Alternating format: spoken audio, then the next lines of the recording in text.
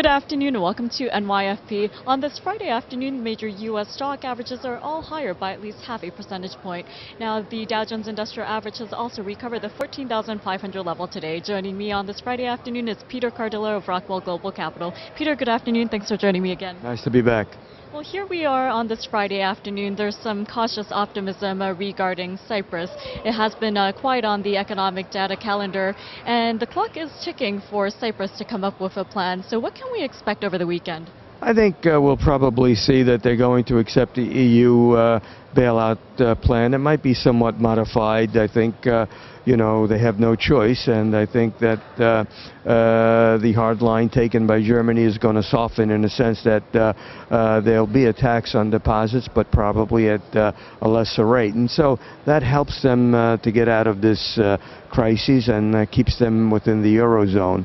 I don't think anyone really wants any of its members within the EU to depart. And so I think the hard line taken by the EU and the ECB was to basically soften the terms going forward, and that they probably will be accepted. So I think that'll be some good news. It'll be a relief to the market. But I think we have to really focus on one thing, that the markets have believed all along that this was not going to mushroom into a real chaotic situation for Europe and the euro itself.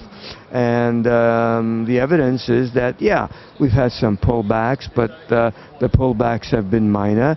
And I think the pullbacks that we've seen here in the American markets were basically more geared to technical factors as opposed to real worries over Cyprus.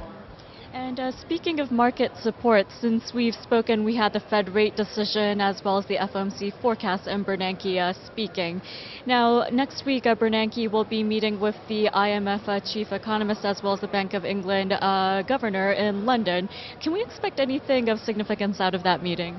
No, I don't. And it's quite obvious that, the FOMC, again, basically came out with its communique that was very similar to the ones in the past. And I think that, while the economic numbers are improving, and there's no question about that, I think the real fear that the Federal Reserve has is the effects of the sequester. And speaking about the sequester, it's just a matter of time now that Mr. Obama, when he gets back, will put his signature on the stopgap bill, and so we don't have to worry about the government funding its bills until September. And I think that that's in itself suggests that perhaps Congress is going to get serious in making some real good long-lasting cuts and reversing the sequester that could negatively impact economic activity.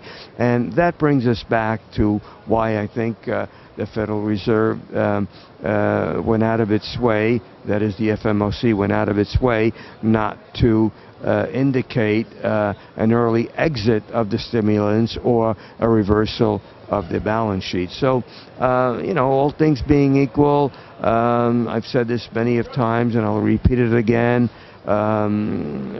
liquidity in the market is a powerful drug for the stock market, and that's the reason why we don't see any real major correction just yet. Okay, Peter. Well, thank you so much for joining me. We have a lot coming up in the holiday shortened week next week, so thanks for analysis ahead of the week. My pleasure.